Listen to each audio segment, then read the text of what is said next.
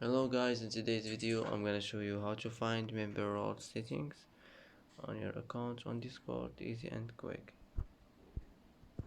First click here, now click settings, and now here you'll find roles, click on it. Now click here as you see you'll find members, click on it. Here you can add members, and that's how to find members role settings on your account on Discord, easy and quick. And that's it for today's video. If you like this video, don't forget to like and don't forget to subscribe. I hope this video is helpful for you, and thanks for watching until the end, and see you in the next video.